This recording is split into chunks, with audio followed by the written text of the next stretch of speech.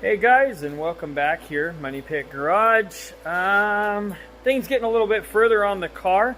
I've been working a ton on getting the roll cage in.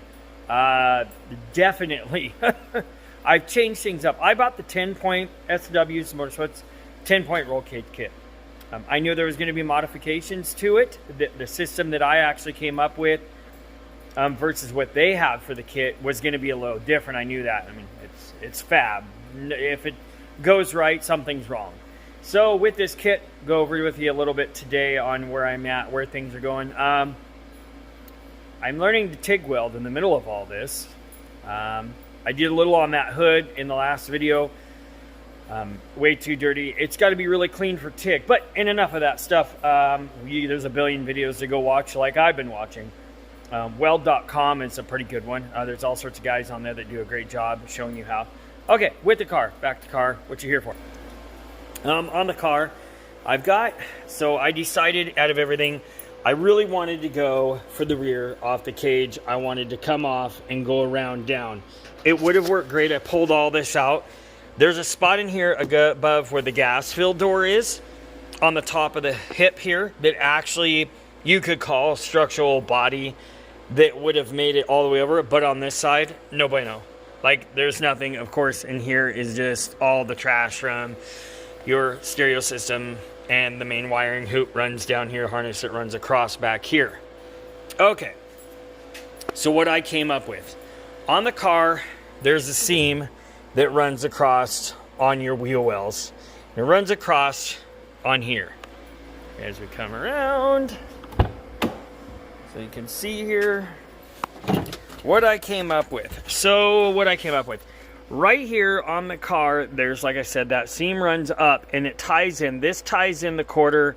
There's some reinforcement that goes across your outer skin, and then it drops down. It pretty much runs on that seam that runs around right here, and this is that whole rear R32 pan where it's different from a Golf. That ties in. There's strength that goes in that floor that runs around for where your seatbelt's bolt and everything. It's just a spot where they tied everything in, right? So what I chose to do is I use that spot, and it runs up in to my nasty ugly welds, which I tried cleaning up some. It looks okay. At least it's not gonna go anywhere. And then how you do it. The seat, as we know, they go onto the slip sleeve here, and they clip in just like a regular double jaw, kind of like the ones that clip around your outer striker bar. So what I did is in this spot, so there is right here, this hole is the hole where originally this outer panel comes down around, and it's got that stupid little plastic screw that goes on. I notched it around. I use that for my alignment. The inside of this plate sits against that seam. There's a bolt here, a bolt up here, and a bolt back there. I used the press, and I made it bend around the curvature of the actual inside the wheel well. It's super strong. There's two spots where you actually pinch weld over seam, which on the GTI side, if you were doing that, it would be about just in front of where your upper strut shock bolt mount is. Okay, so I did that, both sides. It is literally within a 1/16 of that seat closing around it, because that seat's got that built-in frame for the seat belt, right? Because your seat belt on the middle has to have that structural support. It still closes, it still latches, everything works. Ran the seat belt around the inside of it. So it goes around and it barely closes. The seat, as summer comes, I'm sure it'll fit a little better, hopefully. Where it sits on the floor, right here and right there on that side, those ugly booger wells I still got to clean up. I will put plates on the floor on the outside underneath the car. Over here on this side, I'm sure it's the same on the Golf as well. Let me get out here right and show you a little better. On the Golf, it's probably the same thing. What's that right there? Anybody remember what that is right there? Running? That is all your return and your fuel lines and your breather line from your fuel tank that runs up over. Of course, right in the way. Because originally I was just going to do these plates flat. But even in their instructions, which I always recommend read 2, 3, 9 times, It even states in there your best to curvature, especially on unibodies, the best you can. Unfortunately, on these cars, I couldn't come up and go up here on this outer where I wanted to, because that's the guts of all the wiring on both sides, right? You can see it over there, my battery line. So I went on the inner side. There is right here a spot that runs part of the structural for these cars. So it's at least tied in there. And of course, this will get the structural bar across. It'll get the bar across for your seat belts for down the road. So yeah, so far, awesome. I'm going to work some more on the car this morning. I had about 7 hours into it yesterday, and I had doing the plates, bending these ones, curving these to the floor. I'm in it about 12 hours to be where we are, cutting down, figuring out, making the brackets for all this. It's all time consuming, but it's worth it, and it's awesome. Absolutely love it. So, a little more. I'll catch you guys up a little bit later after I do some more sunburns on my body and burn myself with some slag, hopefully none today, and get covered in the fiberglass blanket. It's close. People always wonder, ask. It's still, you could pull the headliner out of these cars easy. It's probably, what is that? 2.5, 3 inches, maybe 1.5 inches here. It's plenty. I like it. These kits are awesome. See? Fits pretty well. It runs down. Move the seatbelt. You can still tuck the seatbelts too on either side still. So you can run it around either way. You want to get out of the way clean. If you could pull these panels, I'm sure you probably still could. That's what's awesome. Love it. S&W. Rad. Alrighty guys, I'll catch you up here in a little bit. Hey guys, welcome back. As I said, last little part of this video, I would update you on how things went on the car a little bit further. All right, let's get at it. Okay, so what we have here. So I have the rear in. It's all tidied up there. And what I'm working on now, this is the upper hoop bar. So I had to cut about 3 inches off of it. Of course, they don't know exactly where everybody's going to put them, so they're a little different. This is where I chose to put mine. When you're looking at how this one goes, what I ended up doing is, this is pretty true and square, that little piece, the fold down for your mirror. I put it right there.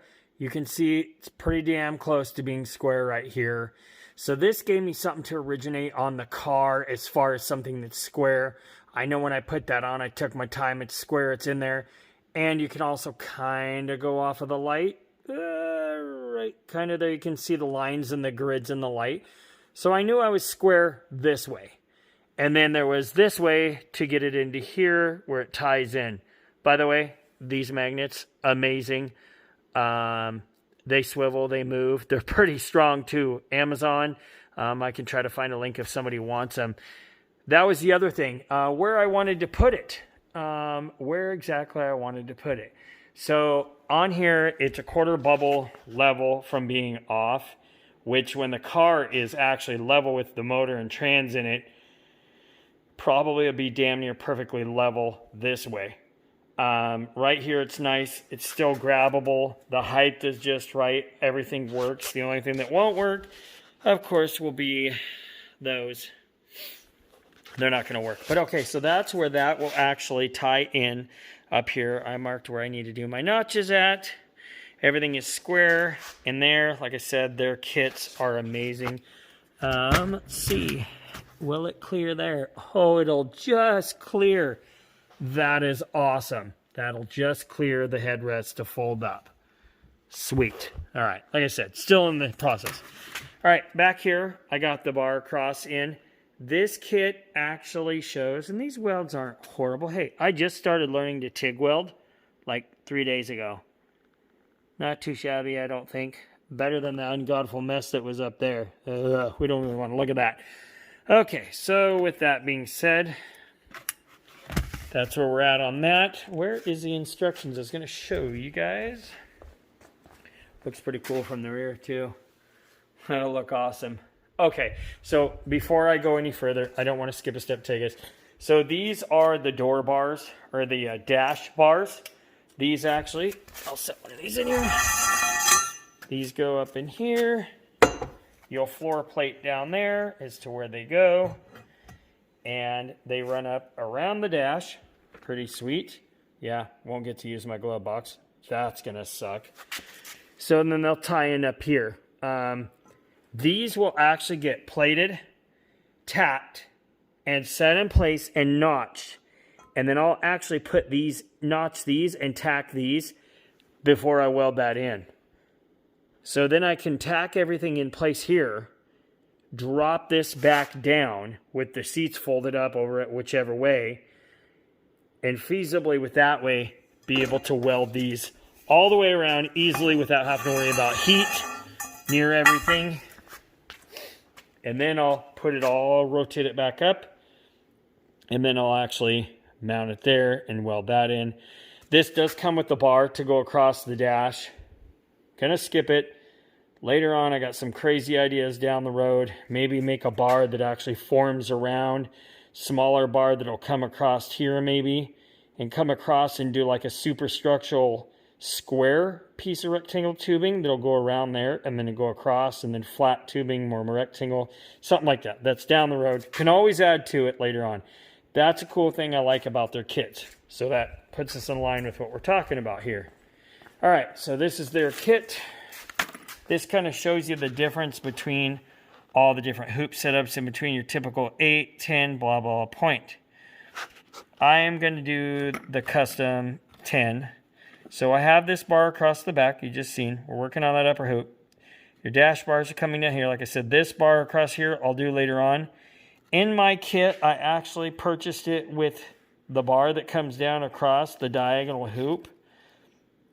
I'll definitely put this one in, but I don't know about this one because I still want my boys to be able to jump into the back seat. There'll still be plenty of room for them to get in. I don't know. I'll have to check if they'll allow me to run with it that way. Yes or no. I do not know per the actual rules and regs. Like I said, this is different anyways. It is close to a 45 where it's at now. My rear bar I did in there. The door bars will be a little bit different. I ordered and had them throw in their kit for, let's see if it is in here. See if it shows it in here. Okay, in their kit, I did order the actual, which, hey, by the way, Pipe Master. These are sweet. This is our 1 3/4 for some for the Jeep. I didn't want to buy the 1.5 but these things work pretty good. They even suggest them in here. I did buy swing out bar door kit. I did buy that. I've got that kit set up. I've got this too, so it'll actually notch and use this kit here, so the door bars will swing out. That is how that kit is set up. That's how I will do that kit. Like I said, S&W Performance.